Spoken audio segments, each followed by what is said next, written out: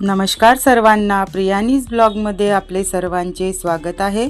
तर या व्हिडिओमध्ये मी तुमच्यासोबत हुताशनी पौर्णिमेला चंद्रग्रहण आल्या कारणाने नेमकी आपल्याला होळी कधी साजरी करायची आहे, त्याचबरोबर हे चंद्रग्रहण होळीच्या दिवशी आलेलं आहे की धुलीवंदनाच्या दिवशी आलेलं आहे, या चंद्रग्रहणाचे वेध आपल्याला कधीपासून पाळायचे आहेत, कारण हे चंद्रग्रहण भारतामध्ये दिसणार आहे आणि गर्भवती महिला, लहान मुलं, ज्येष्ठ मंडळी यांनी वेदाचे नियम कधीपासून पाळायचे आहेत, कारण आपल्यासाठी आणि त्यांच्यासाठी वेगळा टायमिंग असतो। त्याचबरोबर चंद्रग्रहणाचा स्पर्श, चंद्रग्रहणाचा मोक्ष आणि ग्रहणाचा पुण्यकाळसुद्धा मी तुमच्यासोबत शेअर करणार आहे। होळी, धुलीवंदन आणि चंद्रग्रहणाबद्दल संपूर्ण माहिती या एकाच व्हिडिओमध्ये तुम्हाला मिळून जाईल, त्यामुळे हा व्हिडिओ शेवटपर्यंत नक्की बघा। आणि सर्वात महत्त्वाचं, चंद्रग्रहण काळामध्ये आपल्याला कोणकोणत्या सेवा करायच्या आहेत हे सुद्धा याच व्हिडिओमध्ये मी तुमच्यासोबत शेअर करणार आहे। यंदा 2026मध्ये हुताशनी पौर्णिमा ही 2 मार्च सोमवारी संध्याकाळी 5:55 सुरू होत आहे आणि पौर्णिमेची समाप्ती ही 3 मार्च रोजी मंगळवारी सायंकाळी 5:07 होणार आहे। आता सर्वात महत्त्वाचा प्रश्न, होलिका दहन आपल्याला कधी करायचे आहे? तर 2 मार्च 2026 सोमवारी सायंकाळी प्रदोष काळामध्ये आपल्याला होलिका दहन करायचे आहे। आता तुमच्या मनामध्ये इथे एक प्रश्न येईल की 2 मार्च रोजी सायंकाळी 5:55 हुताशनी पौर्णिमा सुरू होत आहे आणि 3 मार्चला सायंकाळी 5:07 संपत आहे, तर खऱ्या अर्थाने होळी ही आपण उदय तिथीनुसार मंगळवारी 3 मार्चला साजरी करायला हवी। मग आपण 2 मार्चला का साजरी करत आहोत? तर थांबा, तुमच्या या प्रश्नाचं उत्तरसुद्धा आता मी तुम्हाला देते। कारण की 3 मार्चला चंद्रग्रहण आहे, म्हणजे हे चंद्रग्रहण आपल्याला भारतामध्ये सुद्धा दिसणार आहे आणि याचे सर्व वेदादी नियम आपल्याला पाळायचे आहेत। आणि 3 मार्च रोजी प्रदोष काळ सुरू होण्यापूर्वीच हुताशनी पौर्णिमेची जी तिथी आहे ती समाप्त होत आहे, म्हणून धर्मसिंधू या ग्रंथातील वचनानुसार होलिका दहन हे आपल्याला 2 मार्च रोजी सोमवारी प्रदोष काळामध्ये करायचं आहे। त्यामुळे चंद्रग्रहणाचा होलिका दहनाशी कोणताही अडथळा येणार नाही, कारण चंद्रग्रहण जे आहे ते 3 मार्च रोजी मंगळवारी असणार आहे आणि याच दिवशी धुलीवंदन आहे, म्हणजे धुलीवंदनाच्या दिवशीच चंद्रग्रहण आलेलं आहे। होळीचा आणि चंद्रग्रहणाचा काहीही संबंध नाही आहे। हे चंद्रग्रहण भारतात दिसणार आहे, त्यामुळे या ग्रहणाचे सगळे वेदादी नियमसुद्धा पाळायचे आहेत। हे चंद्रग्रहण 3 मार्चला दुपारी 3:20 सुरू होईल आणि 3 मार्च रोजी संध्याकाळी 6:46 हे चंद्रग्रहण संपणार आहे।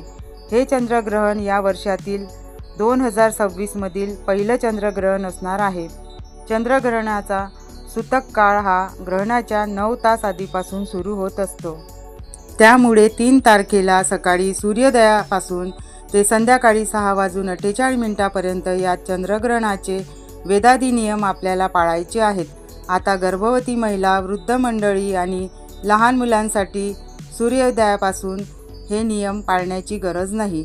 तुमच्यासाठी वेगळा टायमिंग आहे, तो सुद्धा मी तुमच्यासोबत शेअर करणार आहे। पण सर्वात महत्त्वाचं, ज्या गर्भवती महिला आहेत, लहान मुलं आहेत किंवा वृद्ध मंडळी आहेत, तुमची काही ट्रीटमेंट असेल तर डॉक्टरांचा सल्ला घ्या। तुमच्या ज्या काही गोळ्या आहेत, त्यांचे जे काही टायमिंग आहेत ते पाळण्याचा प्रयत्न करा। सर्वप्रथम तब्येतीची काळजी घ्या आणि त्यानंतरच चंद्रग्रहण, वेदादी नियम या सगळ्या फंद्यामध्ये तुम्ही पडू शकता। डॉक्टरांनी तुम्हाला कोणतेही प्रिकॉशन्स घ्यायला सांगितले नाही आहेत आणि एकदम हेल्दी आहात, तर अशावेळी या ग्रहण काळामध्ये गर्भवती महिलांनी एका जागेवर बसायचं आहे।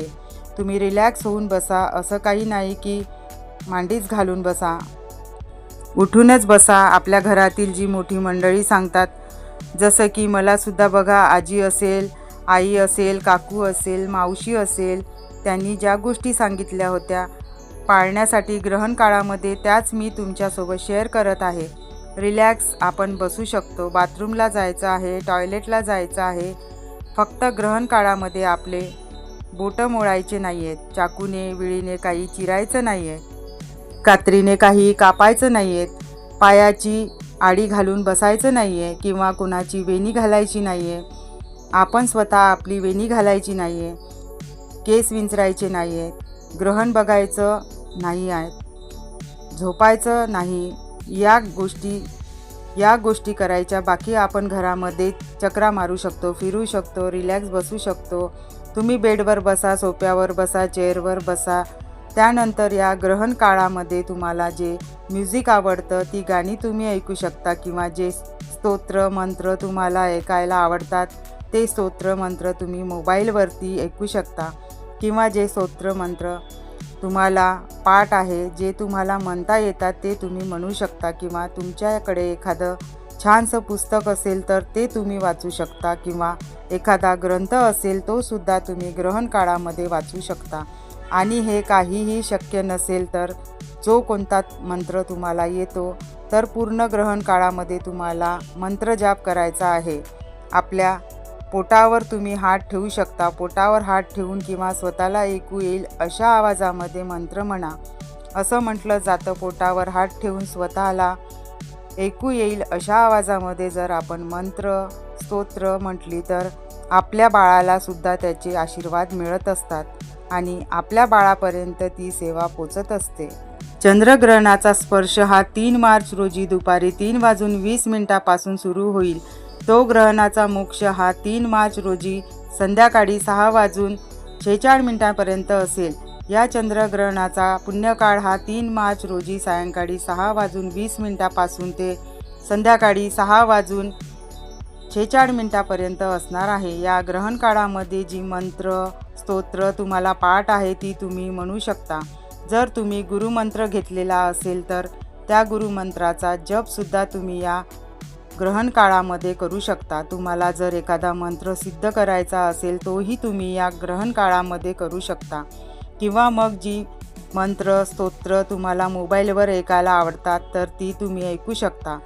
टीव्हीवर मोबाईलवर मंत्र स्तोत्र लावून ठेवा म्हणजे सगळ्यांच्याच ती कानी पडतील आणि आपल्या घरामध्ये मंत्र स्तोत्राचे जे ध्वनी आहेत उच्चार आहेत ते पसरतील आणि त्यामुळे घरातील वातावरणसुद्धा सकारात्मक राहील, प्रसन्न राहील.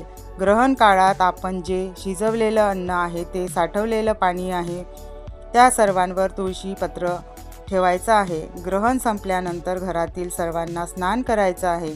स्नान करताना आंघोळीच्या पाण्यामध्ये जर तुमच्याकडे गंगाजल असेल तर थोडं गंगाजल सर्वांच्या आंघोळीच्या पाण्यामध्ये टाकायचं.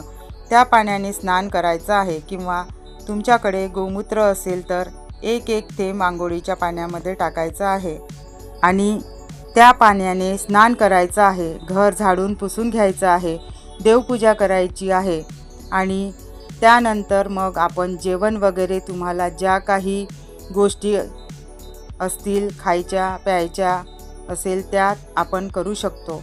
तर आजचा हा व्हिडिओ व माहिती चंद्रग्रहण व होळीबद्दल कशी वाटली कमेंटमध्ये नक्की सांगा. व्हिडिओ आवडला असल्यास व्हिडिओला लाईक शेअर आणि सबस्क्राईब नक्की करा. चॅनलवरती नवीन असाल तर चॅनलला नक्की सबस्क्राईब करा. ऑल प्रेस करायला विसरू नका म्हणजे माझे येणारे प्रत्येक व्हिडिओ तुम्हाला बघायला मिळेल. चला तर मग भेटूया नेक्स्ट व्हिडिओमध्ये.